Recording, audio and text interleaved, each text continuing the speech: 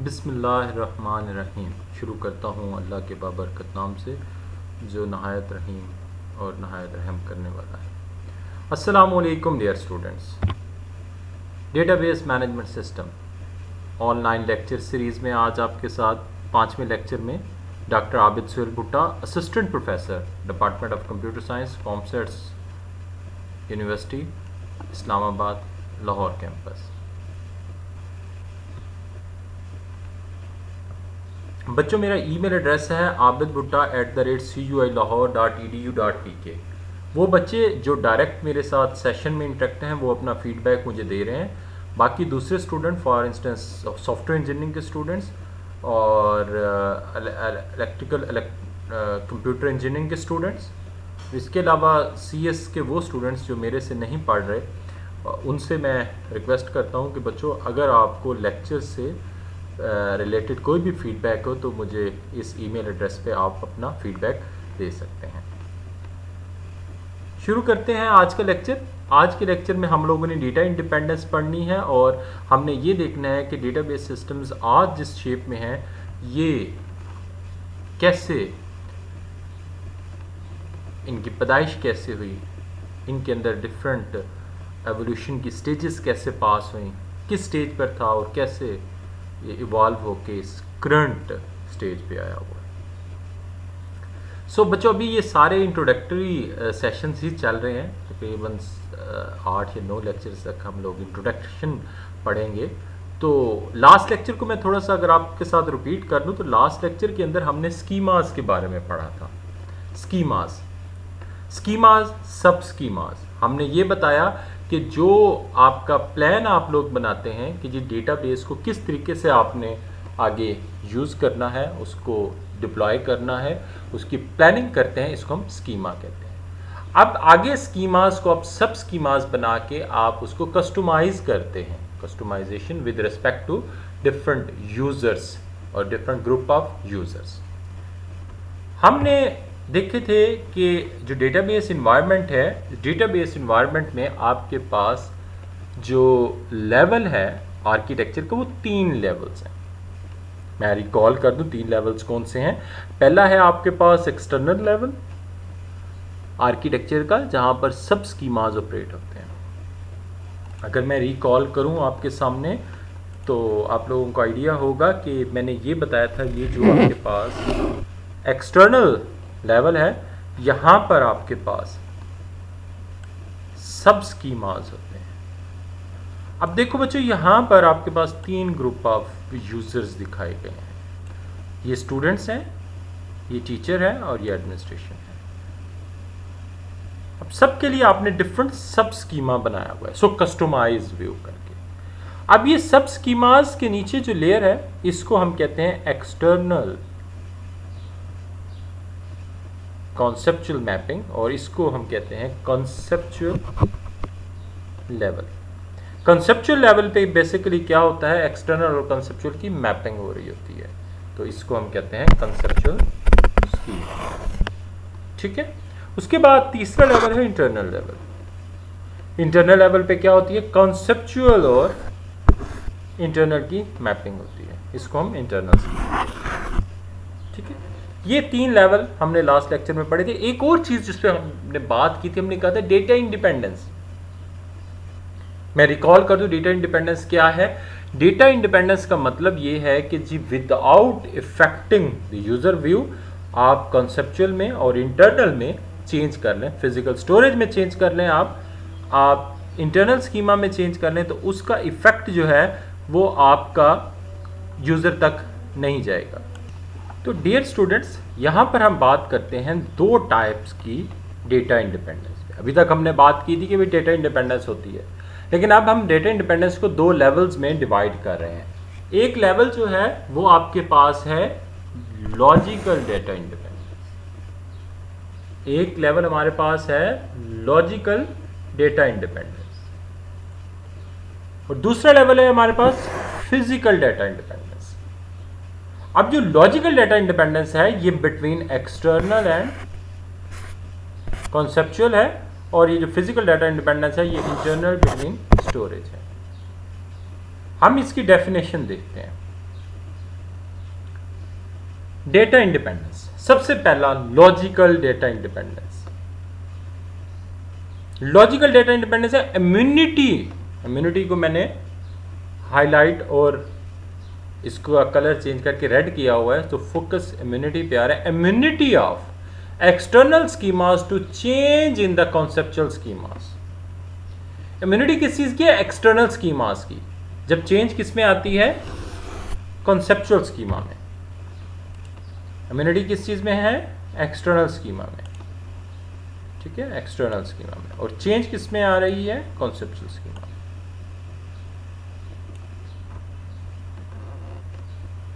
कि भाई देखो, हमने लेयर आर्किटेक्चर, 3 लेवल आर्किटेक्चर बना दिया। अच्छा बच्चों, एक जेनेरिक सी मैं बात बता दूं, जब आपके पास किसी भी आर्किटेक्चर को हम लेयर में डिवाइड कर लेते हैं तो वहां पर जो 1 लेयर डिपेंडेंसी होती है वो खत्म हो जाती है, टास्क डिफरेंट लेयर्स में डिवाइड हो जाते हैं। जब आपके टास्क डिफरेंट लेयर्स में डिवाइड हो जाते हैं तो आपके लिए बहुत से ऑपरेशंस में मैनिपुलेशन, मेंटेनेंस, चेंज आसान हो जाती है।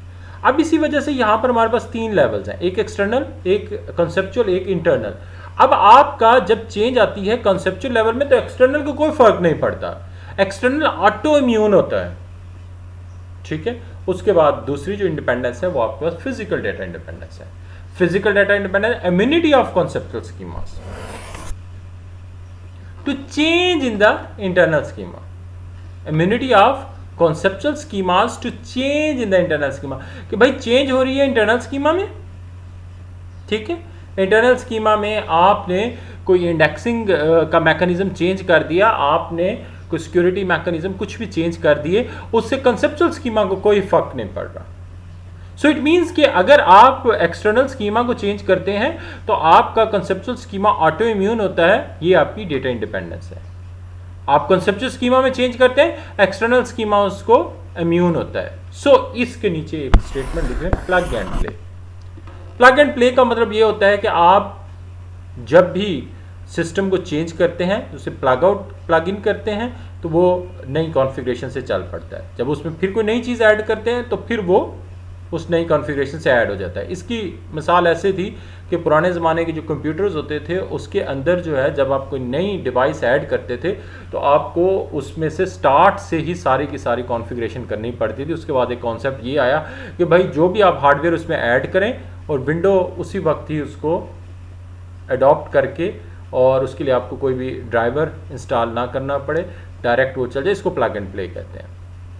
सेम डेटाबेस की अप्रोच में है कि आपने 3 लेवल्स में डिवाइड कर दिया। हर लेवल में स्कीमा के अंदर जो चेंज हो रही है उससे जो ऊपर स्कीमा है वो उस चीज़ को अडॉप्ट कर लेता है। उस चेंज का इफेक्ट जो है वो उस पर स्ट्रक्चर लेवल पे नहीं पड़ता। सो हम समर अप करते हैं। हम कहते हैं कि डेटाबेस इन्वायरमेंट में जो डेटाबेस इन्वायरमेंट है ये डिफरेंट है from the file processing environment में। यहाँ पर हमारे पास ये लेवल है यूज़र्स का, और यूज़र्स डिफरेंट ग्रुप्स में डिवाइडेड होते हैं। हर ग्रुप्स के अकॉर्डिंगली हमने सब स्कीमास दिए हुए हैं, और जिसको हमने इंडिविजुअल व्यू या हमने एक्सटर्नल स्कीमा पीछे नाम दिया था। उसके बाद स्कीमास जो है इसमें कंप्लीट कैटलॉग है, all data retained in database. मैंने बताया था how data is stored in A database और उसके रिलेशनशिप क्या है। अगर आपको याद हो जब मैंने बात किया था तो कॉन्सेप्चुअल स्कीमा और इंटरनल स्कीमास। उसके बाद ये जो इंटरनल स्कीमास होते हैं या ये जो स्कीमास हैं ये डायरेक्टली कनेक्टेड हैं आपके DBMS सॉफ्टवेयर से। तो DBMS सॉफ्टवेयर क्या होता है? आपका बेसिकली एक ऐसा इंस्टॉल्ड सॉफ्टवेयर होता है जिसके ऊपर आप डेटाबेसेस क्रिएट करते हैं, और डेटाबेस अब क्रिएट आप कैसे करते हैं? Through schemas. और आगे उस DBMS का काम है कि उसने किस तरीके से आपकी स्टोरेज को फिजिकली मेंटेन्ड और मैनेज करता है। सो बच्चों, अब ये सारे का सारा जो इन्वायरमेंट आपके सामने नज़र आ रहा है ये DBMS इन्वायरमेंट। अगर मैं इसका कंपैरिजन करूं फाइल सिस्टम से तो कुछ शेप इस तरीके से बनेगी, इस डायग्राम की ये वाली शेप बनेगी कि यूज़र्स जो हैं उसके और क्या नाम है अपना डेटा बेस जहाँ पर उसकी फाइल स्टोर्ड है उसके बीच में कोई भी जो है वो स्कीमा भी नहीं है और कोई भी DBMS नहीं है। ये देखें, ये यूज़र है। अगर मैं बात करूं यूज़र की तो यूज़र को आपने कोई ना कोई इंटरफेस दिया। ये यूज़र का मतलब यह है कि कोई ना कोई इंटरफेस से कनेक्टेड होगा। ये इंटरफेस हो गया, कोई भी एप्लीकेशन प्रोग्राम होगा डायरेक्टली फाइल से अटैच है, ठीक है, और फाइल डायरेक्टली किसी भी स्टोरेज में जा रही है, कोई भी स्टोरेज है। Everyone has to access all data in the files. अब इस यूज़र के लिए अलग फाइल है, इस यूज़र के लिए अलग फाइल है, क्योंकि इसका अपना एक प्रोग्राम होगा, इसका अपना प्रोग्राम होगा, इसका अपना प्रोग्राम होगा, इसका अपना। सो यहाँ पर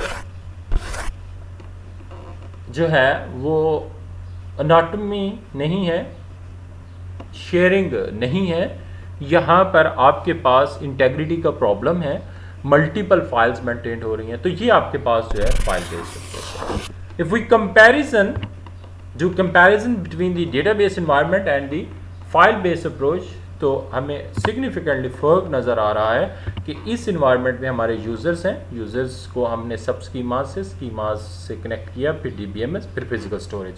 सो ये आपको इन्वायरमेंट जो है ये मोर हेल्दी इन्वायरमेंट है, मोर हेल्पफुल इन्वायरमेंट है in a sense of change management, in a sense of database management. So इसीलिए हम प्रेफर करते हैं, बल्कि ऑब्सलीट हो चुके हैं फाइल बेस्ड सिस्टम, प्रेफरेंस हमारी database management system.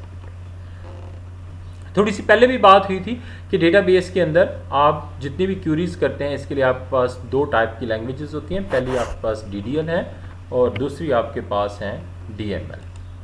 DDL stands for data definition languages और DML stands for data manipulation languages.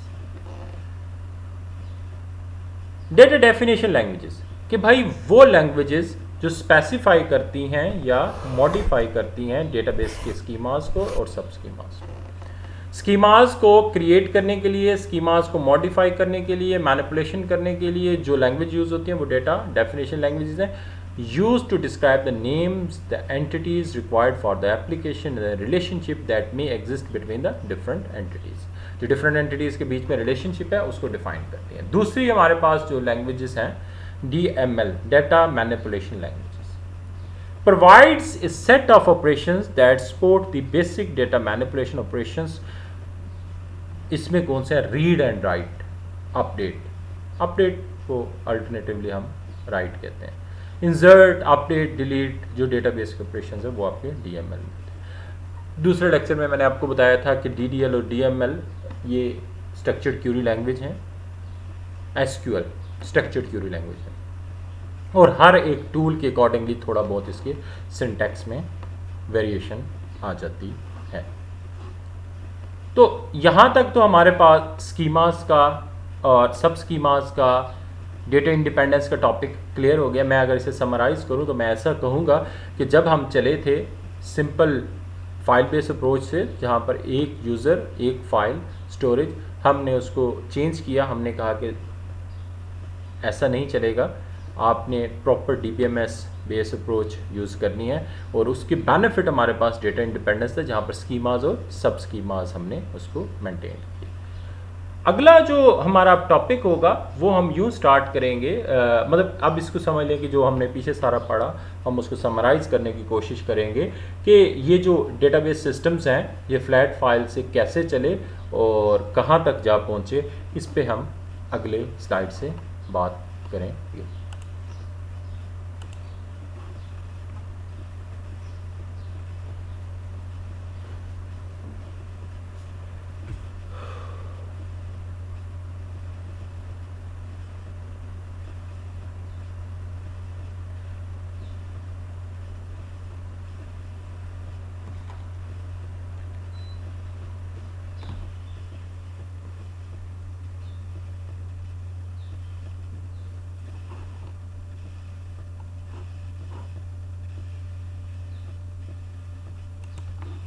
हम लोग आगे मूव करते हैं, जहाँ पर हमारे पास है कि डेटाबेस सिस्टम्स जो हैं वो हमारे पास किस तरीके से फ्लैट फाइल सिस्टम से एवेलुएट होते, एवोल्यूशनरी फेसेस क्रॉस करते हुए आज की करंट स्टेट पर गए।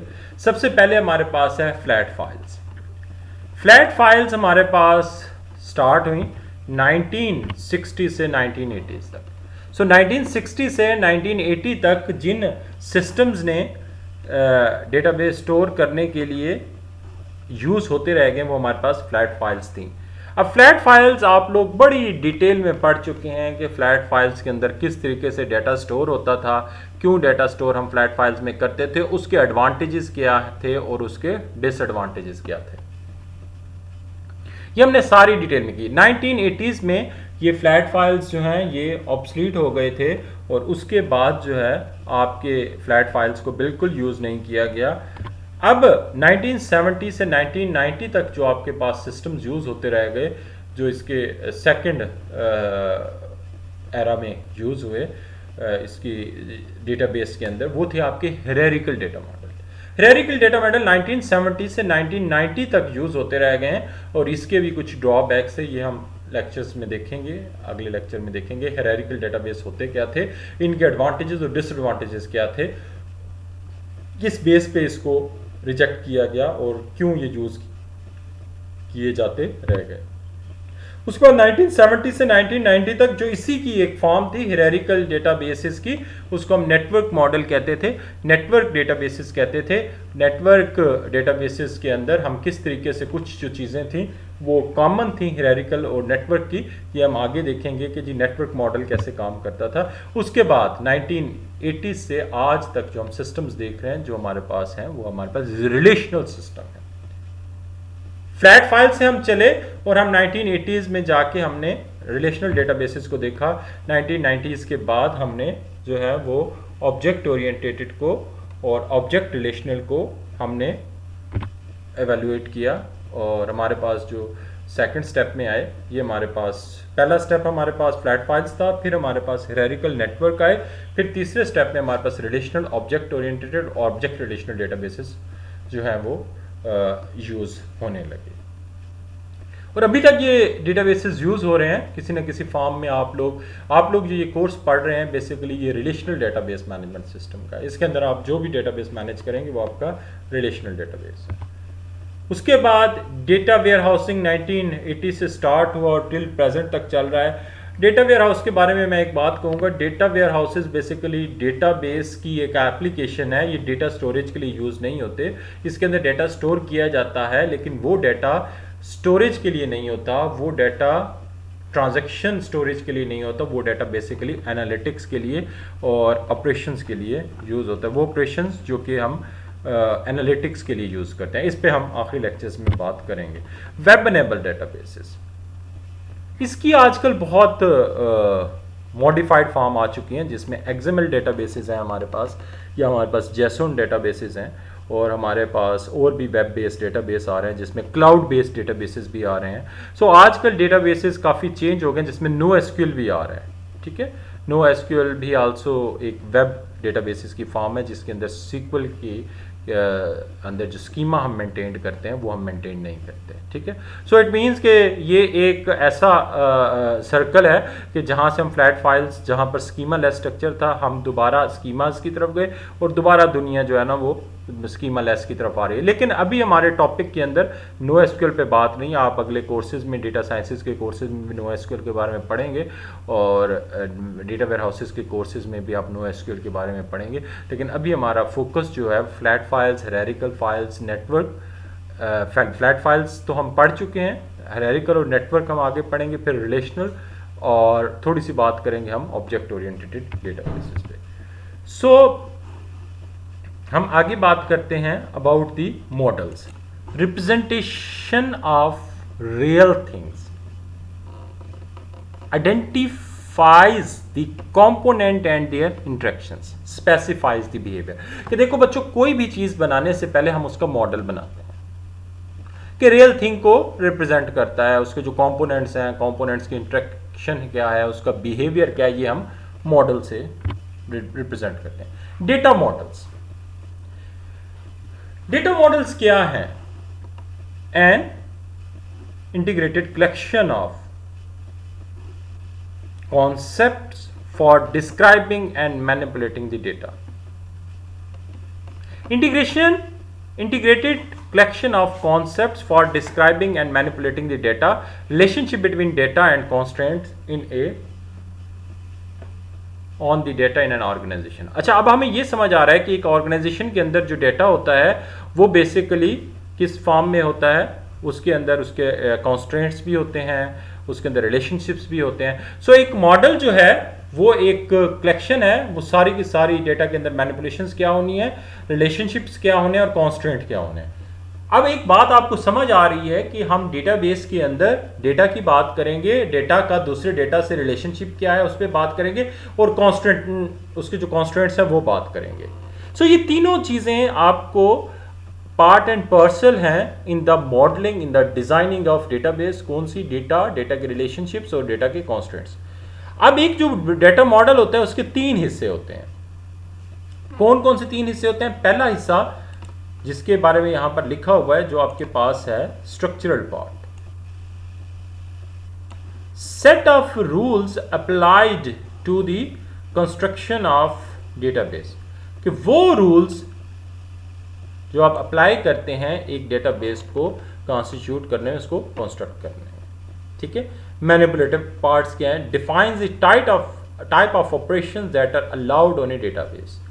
मैनिपुलेटिव पार्ट के भाई आपने जो डेटा डिफाइन कर लिया है, उसका जो स्ट्रक्चर आपने डिफाइन कर लिया है, अब उस पर कौन कौन से ऑपरेशंस हो सकते हैं। और आगे आप लोगों ने बात की जो कि बहुत इंपॉर्टेंट है, इंटेग्रिटी की,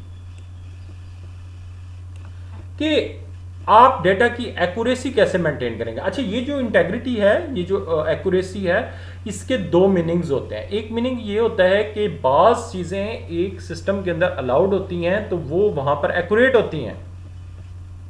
फॉर इंस्टेंस, एक सिस्टम के अंदर एक स्टूडेंट जो है वो एक कोर्स पढ़ सकता है, एक सिस्टम के अंदर नहीं पढ़ सकता।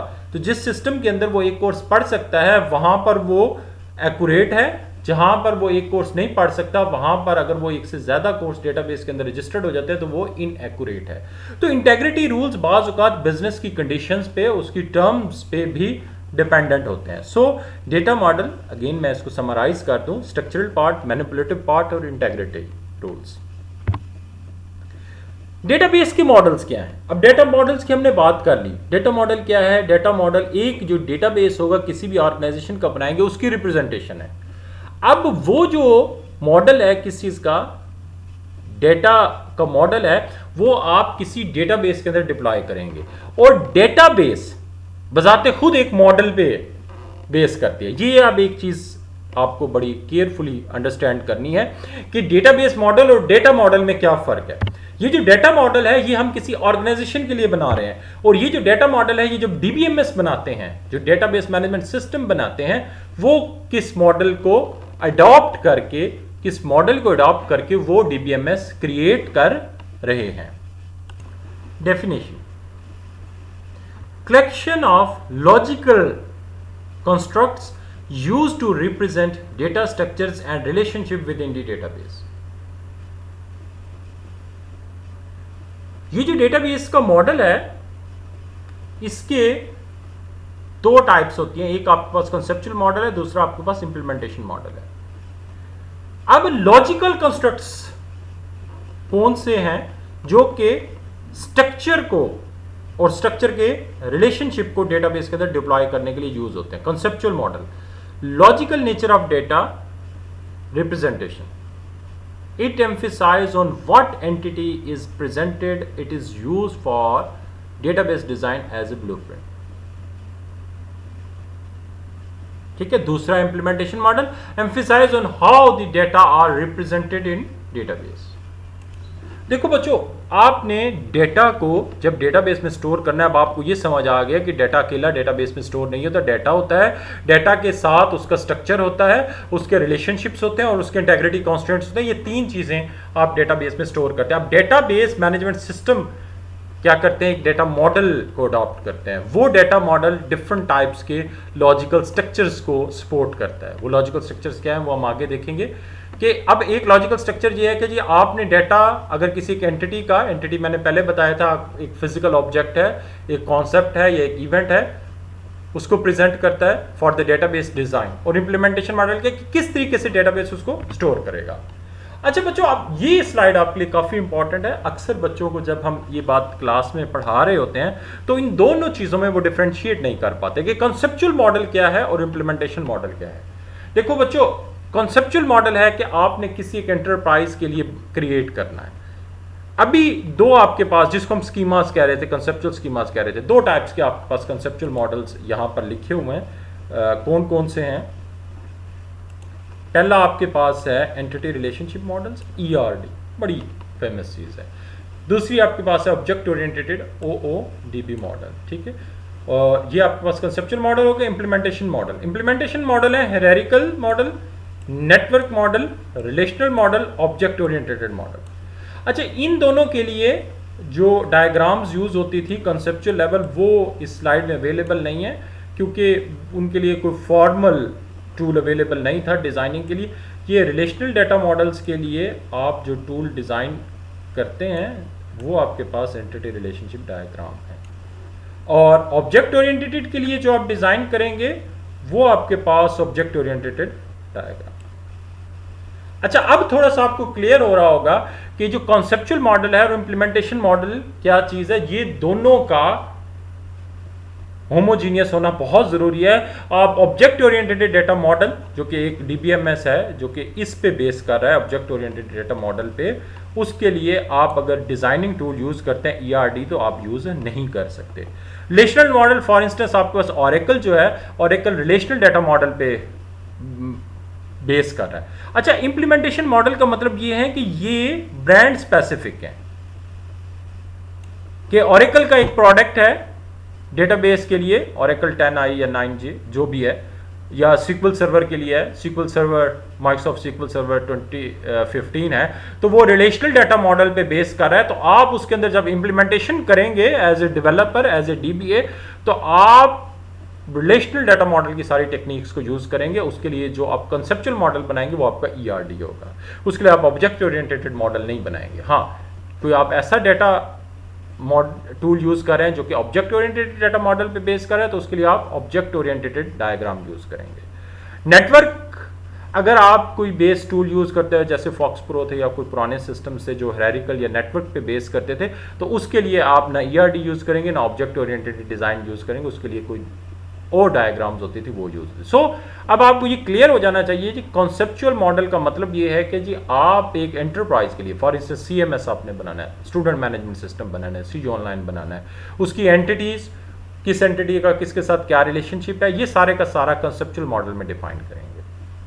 मतलब उसका सारे का सारा जो सिस्टम का आर्किटेक्चर है, सिस्टम का सारा ब्लूप्रिंट है, सिस्टम का सारा फ्लो है, वो सारे का सारा आप कंसेप्चुअल मॉडल से एक्सप्लेन करेंगे।